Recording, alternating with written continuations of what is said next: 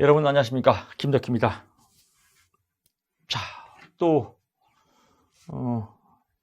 시작하겠습니다. 2011년 2회차 2강 시작합니다. 11번부터 18번까지 해설 진행하겠습니다.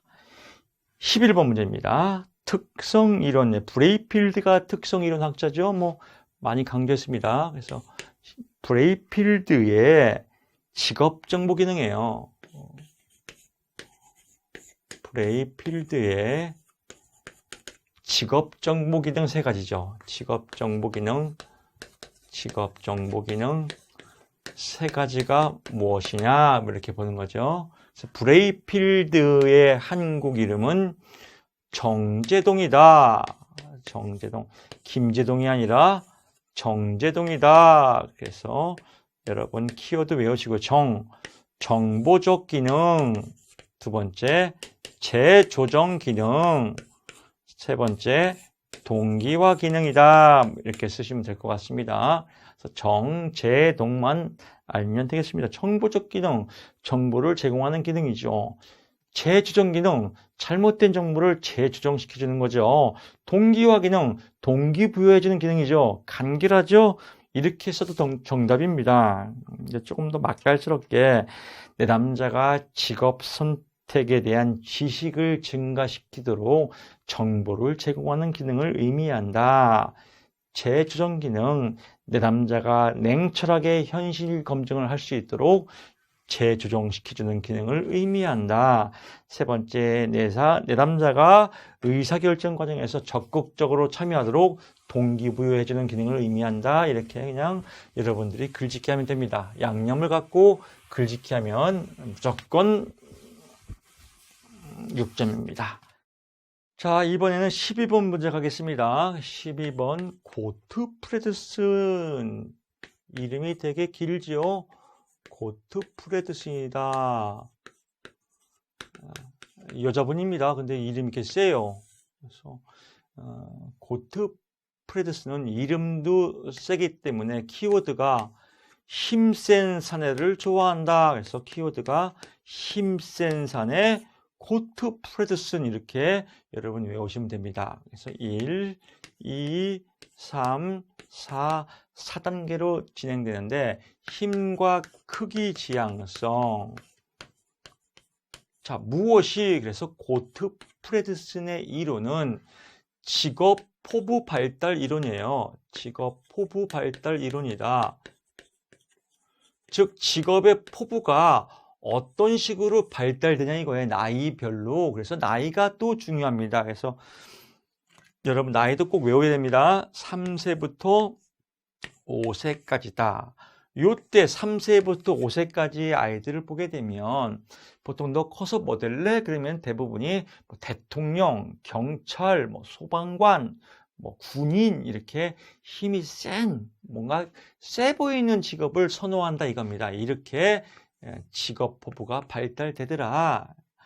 또 성역할 지향성, 성역할에 따라서 직업 포부가 발달되더라. 이때 나이는 6세부터 보면 8세까지입니다. 유치원 지나서 학교 들어갈 때죠.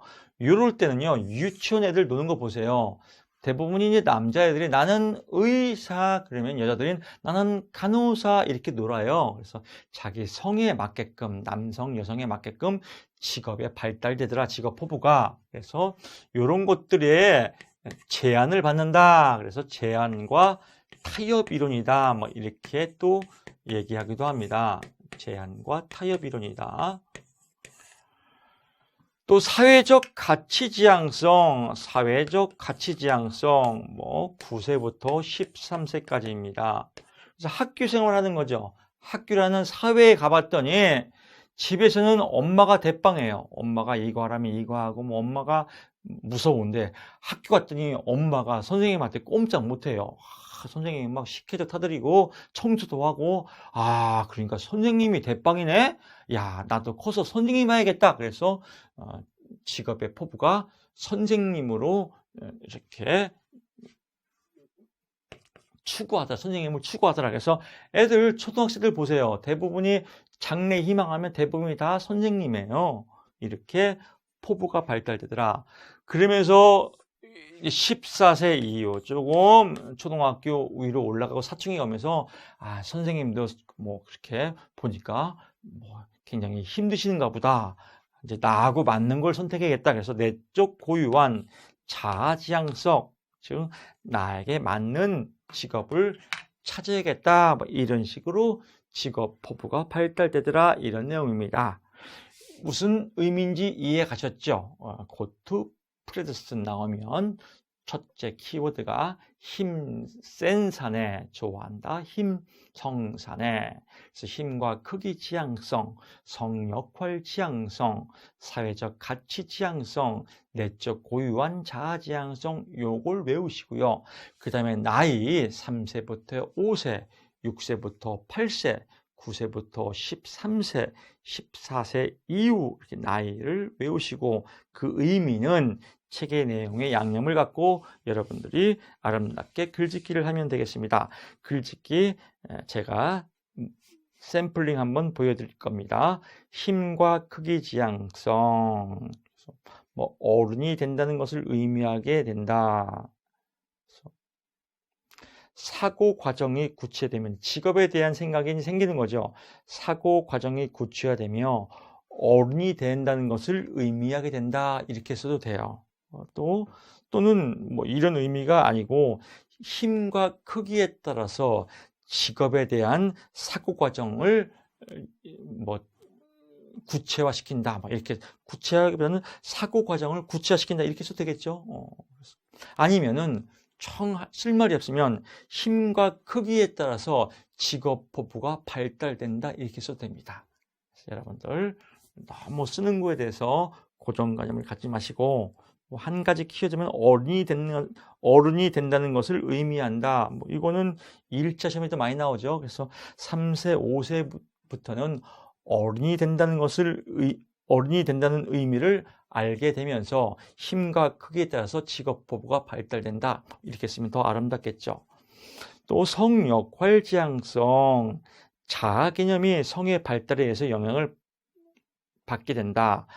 그리고 자신이 선호하는 직업이 성 역할에 따라서 평가를 할 수 있게 된다. 뭐 이렇게 쓰면 됩니다. 이 내용은 다양한 내용이 들어가기 때문에 여기서 얘하고 맞는 다양한 답을 써도 다 답입니다. 타당도 있게 쓰면 되니까 책 보시고 뭐 여러분들이 아름답게 글짓기 하시면 됩니다. 다만 이 내용을 아냐 모르냐, 썼냐 안 썼냐입니다. 고트 프레드슨 한 번 더 갑니다. 힘센 사내, 고트 프레드슨 힘센 사내를 좋아한다. 힘과 크기 지향성, 성역할 지향성, 사회적 가치 지향성, 내적 고유한 자아 지향성 이렇게 보시면 될 것 같고요. 13번 갑니다. 검사의 사용 목적이에요. 검사의 사용 목적에 따라서 검사 종류가 규준 참조 검사와 준거 참조 검사라고 두 가지를 보는데 이거의 의미와 예를 들어 설명하시오라고 나왔습니다. 그래서 두 가지죠. 규준 참조 검사가 있고요. 또 준거 참조 검사가 있다. 먼저 규준과 준거를 알아야겠죠. 규준은 비교하는 거예요. 준거를 통해서 상대적 점수를 비교하는 것을 규준이라고 한다. 준거 참조 검사는요, 준거를 통해서 비교하는 거예요. 서로 상대방끼리 비교하는 게 아니라 준거를 통해서 비교하는 거다. 예를 들면 직업 상담사 시험은 60점 이상 넘어가면 합격입니다. 즉 60점을 기반으로 60점을 넘으면 합격, 60점을 안 넘으면 불합격 이렇게 이런 기본 준거를 통해서 결정하는 것을 준거 참조 검사라고 그래요. 기준참조검사는 서로 개인 점수를 집단 내 상대방끼리 서로 비교하는 거예요. 그래서 가장 대표적인 건 상대평가, 즉 뭐 중간고사 시험도 기준참조검사죠. 여기서 뭐 대표적인 거는 우리가 많이 배웠던 뭐 심리검사이다 또는 IQ 검사이다 또 웩슬러 지능검사이다. 그래서 뭐 예를 들면 그냥 지능검사이다, 웩슬러 지능검사이다 이렇게 쓰면 되겠고요. 이게 생각이 안 나면 그냥 학교에서 보는 뭐 중간고사다 이렇게 보시면 될 것 같고요. 준거참조검사는 개인 점수를 기존 준거와 비교해서 당락을 결정하는 거기 때문에 대부분이 절대평가다. 그래서 국가고시가 준거참조검사이다 이렇게 보시면 됩니다. 우리 시험도 준거참조검사겠죠. 그래서 그 의미를 알면 어렵지 않다. 기준은 개인 점수를 집단 내에서 서로 비교 평가하는 것을 기준이라고 그러고, 또 준거는 기준 준거와 비교하는 것을 준거참조검사라고 한다. 그 의미만 알면 그렇게 어렵지 않을 것 같습니다. 14번 갑니다. 어떤 집단의 심리검사 점수가 분산되어 있는 정도예요. 자, 먼저 문제의 의미를 또 알아야겠죠? 그래서 문제를 잘 파악해야 돼요. 문제를 이해를 못하면 자꾸 여러분 글씨를 외우게 돼요. 글씨를 외우면 여러분 굉장히 공부가 재미가 없어요. 왜? 이해도 안 되는데 자꾸 글씨만 외우고, 무슨 뜻인지 모르고 글씨만 외우고, 열심히 외우고 10시간 동안 도서관에서 공부하고 잠만 자면 다 까먹고, 이거 아무 의미 없습니다. 문제를 이해해야 하고 그 문제의 용어를 알아야 되고, 그리고 키워드와 매칭시키는 시험입니다. 설명은 내가 이해한 만큼의 분량을 자유롭게 표현하는 시험입니다. 그래서 14번에 보게 되면 분산되어 있는 정도예요. 분산되어 있다. 분산되어 있다. 다른 말로 하게 되면요, 분포되어 있다. 그래서 이걸 보고 흩어진 정도를 알아보는 거예요. 흩어진 정도, 얼마큼 흩어져 있냐. 뭐 또 다른 말은 산포도라고 돼요. 산포도. 흩어진 정도를 나타내는 산포도. 산에 있는 포도가 아니라요, 흩어 있는 것을 알아보는 겁니다. 그래서 분산되어 있는 정도 또는 분포되어 있는 정도 또는 산포도의 종류, 이렇게 얘기하기도 하더라. 자, 흩어진 정도를 알아보니까, 자, 봅시다, 여러분. 이제 여러분 학교 다니실 때 이번 시험은 1페이지부터 50페이지까지가 시험범위입니다 라고 하죠. 이렇게 흩어진 걸 알 수가 있지 않습니까? 그래서 이 1페이지를 최소값이라고 그래요. 최소값. 50페이지를 최대값이라고 합니다. 그래서 최소값부터 최대값까지의 거리를 범위라고 하더라. 그래서 시험범위라고 생각하시면 훨씬 이해가 빠르죠. 그래서 1번 범위, 이렇게 쓰면 2점을 맞았습니다. 두 번째, 표준 편차죠. 많이 들어봤죠? 표준 편차. 흩어진 정류인데 어디에서 흩어졌냐? 정규 분포상에서 평균으로부터 흩어진 거리예요. 평균으로부터 흩어진 거리. 그래서 여기를 마이너스 1 표준 편차 플러스 1 표준 편차, 마이너스 2 표준 편차 플러스 2 표준 편차, 뭐 마이너스 3 표준 편차 플러스 3 표준 편차에서 여러분 1차 때 요 1 표준 편차는 68% 이내다. 그래서 마이너스 34 뭐 플러스 34 이렇게 나오는 거지 않습니까? 2차에는 이런 거 다 필 필요가 없어요. 오히려 더 간결해요. 그래서 의미는 알았죠. 그래서 표준 편차란 정규 분포에서 평균으로부터 떨어진 거리를 표준 편차라고 한다. 이렇게 쓰면 될 것 같습니다. 이해가 됐으니까 훨씬 쉽겠죠. 세 번째는요, 사분위 편차라고 그래요. 사분위 편차다.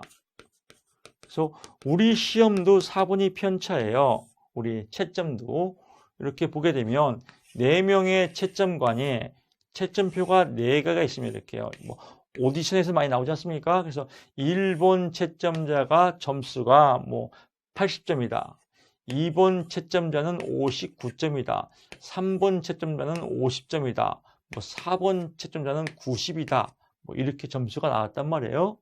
그럴 때 가장 높은 점수를 버리고 가장 낮은 점수를 버려서 이 두 개를 더해서 평균을 내는 것을 4분위 편차라고 합니다. 그럴 경우에는 이 사람은 합격이겠죠? 이렇게 점수 내는 것을 4분위 편차라고 한다. 점수들이 얼마큼 중간 부분에 집중되었는지 4등분해서 2등분을 평균 내는 것을 의미한다. 뭐 이렇게 쓰면 될 것 같습니다. 여러분 해설에 제가 쉽게 써놨기 때문에 뭐 이해하는 것은 문제가 없을 겁니다. 항상 잔소리하고 염려하는 거지만 열심히 공부해요. 뭐 범위, 표준 편차, 4분위 편차, 범위란 뭐 열심히 외우고 그게 제목이 뭔데 그건 모르죠. 이러니까 어려운 거예요. 이것이 흩어진 정도를 나타내는 분산도의 종류다. 또는 분포도의 종류다. 또는 산포도의 종류라고 한다라고 매칭이 돼야 돼요. 이게 안 되면 하나마나 공부입니다.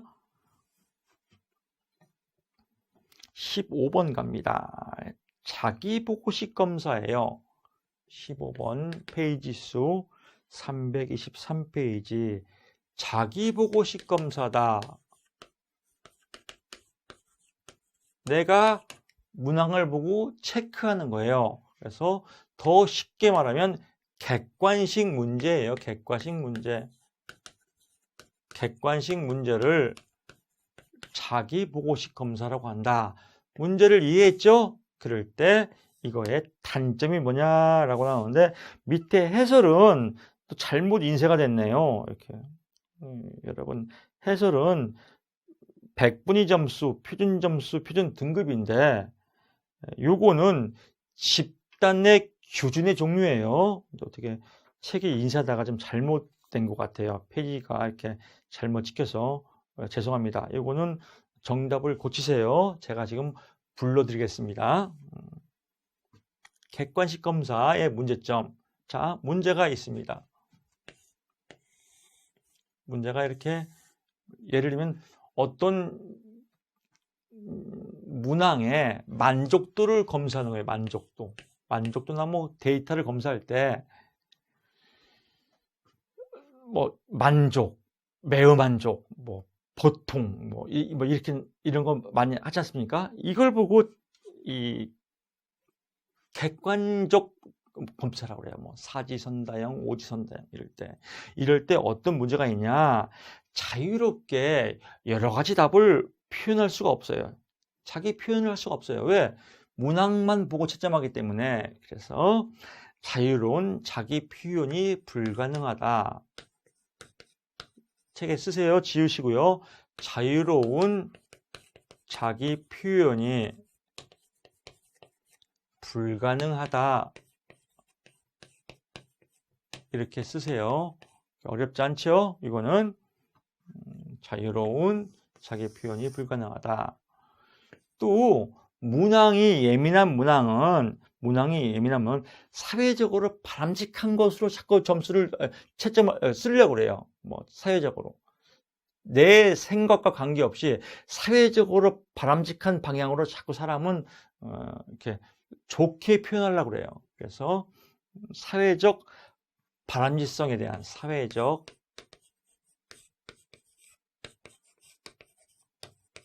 바람직성으로 왜곡 가능성이 있다. 사회적 바람직성으로 왜곡 가능성 이렇게 쓰면 됩니다. 성으로 여기다가 더 좀 섬세하게 반응이 이렇게 쓰면 더 정확하겠다. 문맥이 더 매끄럽겠죠? 다시 갈게요. 사회적 바람직성으로 반응이 왜곡할 수가 있다. 왜곡 가능성이 있다. 뭐 이렇게 쓰면 되겠죠. 세 번째, 귀찮아. 그냥 귀찮아서 그냥 어떤 사람은 그냥 1번, 1번, 1번, 1번 이렇게 하는 사람이 있어요. 귀찮으니까. 또 매우만족, 매우만족, 매우만족 이렇게. 그래서 태도의 문제죠. 반응 경향성에 대한 한쪽으로 쭉 반응하는 거예요. 반응 경향성으로 왜곡 가능성이 있다. 한쪽으로 쭉 한 방향으로 가는 반응 경향성으로 왜곡 가능성이 있다. 글씨 좀 잘 쓸게요. 이건 좀.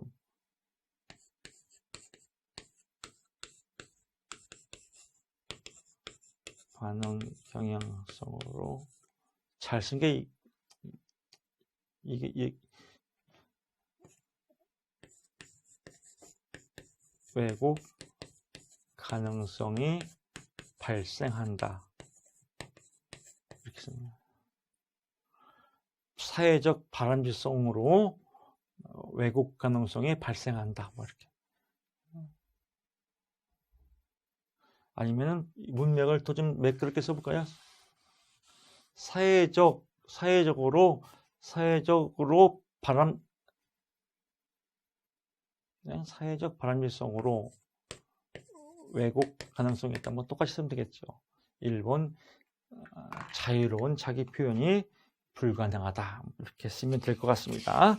자, 16번 갑니다.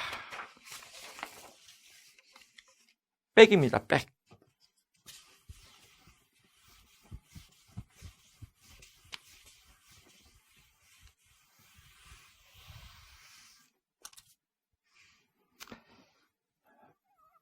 (16번이죠) 백. 아론백이죠. 백. 백의 인지치료예요. 인지치료. 근데 여러분 인지가 뭐라겠죠? 하도 많이 들어서 여러분도 뭐 이제 뭐 익숙할 겁니다. 인지는 대가리다. 여러분 이제 이렇게 여러분 아마 자동적으로 인식이 될 겁니다. 그래서 대가리 치료예요. 대가리 치료. 어렵지 않죠? 인지 치료는 대가리 치료예요. 그러니까 대가리가 이상한 문제점이 뭐예요? 대가리가 이상한 거예요. 상담의 목적은 대가리를 정상으로 만드는 거예요. 대가리가 이상하니까 앞으로 가요? 뒤로 가요? 뒤로 가겠지. 그래서 백이에요. 백. 백의 인지치료는 여러 가지 오류가 있는데 그중에서 오류 3가지를 제시하고 설명하시오. 오류 많아요. 그중에서 3가지만 쓰면 됩니다. 즉 어떤 오류예요? 대가리 오류예요. 인지적 오류의 종류예요. 인지적 오류의 종류 3가지를 쓰고 설명하시오 이 얘기거든요. 즉 대가리가 오류난 종류 3가지를 쓰고 설명하시오. 이렇게 문제가 이해가 됐죠. 즉 미친 종류 3가지를 쓰고 설명하시오 이 얘기입니다. 첫째, 흑백 논리. 그래서 사건의 의미를 이분법적으로 해석하는 것을 흑백 논리라고 한다. 과잉 일반화. 한두 번의 사건에 근거해서 일반적으로 결론을 내는 것을 의미한다. 뭐 선택적 추상화. 사건의 주요 내용은 무시하고 일부 한두 개의 정보에 의해서 전체를 해석하는 것을 의미한다. 뭐 예를 들면 선택적 추상화. 뭐 제가 강의를 하는데 100명이 수업을 듣는데 80명이 만족하고 한두 명이 날 싫어해요. 그래서 한두 명이 날 싫어해서 나는 강의 망쳤어. 이렇게 한두 가지를 선택해서 생각하는 것을 선택적 추상화다. 과잉 일반화. 한두 번의 사건을 갖고 일반적인 결론을 내는 거죠. 정치인은 다 도둑놈들이야 라고 해서 이렇게 결론 내리는 거 있지 않습니까? 이런 사람들. 그래서 정치인이 다 도둑놈은 아니죠. 착한 사람도 있지만 도둑놈이 많아서 문제겠지만 하여튼 그렇습니다. 흑백 논리, 이분법적 사고, 뭐 예를 들면 뭐 촛불 시위는 다 빨갱이들이야. 뭐 이런 건 정말 미친 종류죠. 그래서 이런 것들을 인지적 오류라고 한다.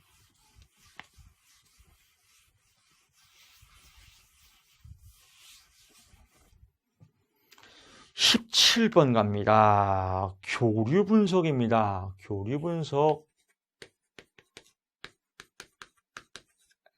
에릭 번의 교리 분석. 에릭 번은 직업이 의사예요, 의사. 그래서 의사가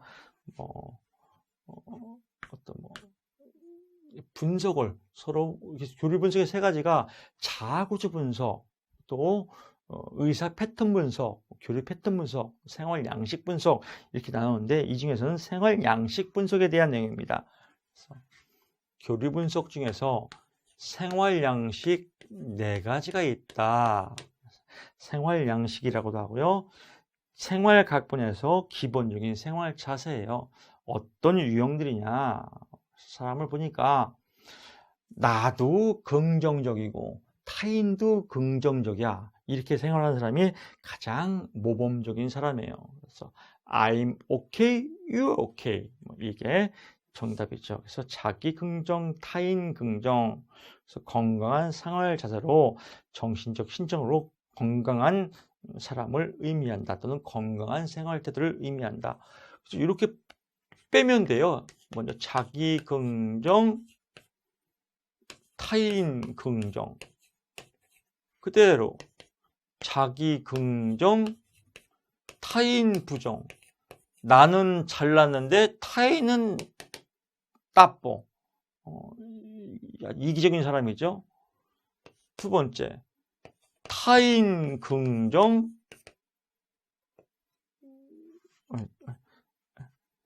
자기를 통일할까요? 자기 부정, 타인 긍정. 나는 맨날 내 탓이오. 나 때문에 그래. 난 안 될 거야. 남들은 정말 잘하네. 그래서 맨 남 부러워하는 사람들, 유형들. 또 자기 부정, 타인 부정. 나도 싫고 남 싫어요. 그냥 인생 자체가 싫어요. 이런 사람들은 뭐 죽어야 돼요, 사실은. 죽든지 하면 이렇게 고치든지. 그래서 교리 분석의 생활 태도 4가지는 이렇게 흘러간다. 설명은 여러분 보시고 마음대로 쓰십시오. 18번 노동 공급을 결정하는 요인입니다. 그래서 18번 가겠습니다. 노동 공급을 결정한다. 결정 요인이에요. 먼저 문제를 파악한 다음에 이제 노동 공급은 뭐라 했죠? 공급하려는 마음이다. 무엇을, 노동을 누가, 근로자인 내가 뭐 하려고, 일하려고, 즉 노동 공급은 일이에요. 일. 일을 결정하는 요인이 뭐냐 이거예요. 일을 결정하는 거. 즉 근로자가 일을 결정할 때 무엇을 보고 결정하냐 이거죠. 어렵지 않죠? 그래서 첫째, 둘째, 셋째, 넷째, 5개 있는데 4가지만 여기서 골랐으면 되겠습니다. 우리가 많이 했어요. 이민경 간질이다. 그래서 임금에 따라서 노동 공급은 결정되어진다. 인구수에 따라서 노동 공급은 결정되어진다. 경제활동 참가율에 따라서 노동 공급은 결정되어진다. 노동 시간에 따라서 노동 공급은 결정되어진다. 노동의 질에 따라서 노동 공급은 결정되어진다. 이렇게 해서 5개 중에서 4개만 골랐으면 되겠습니다.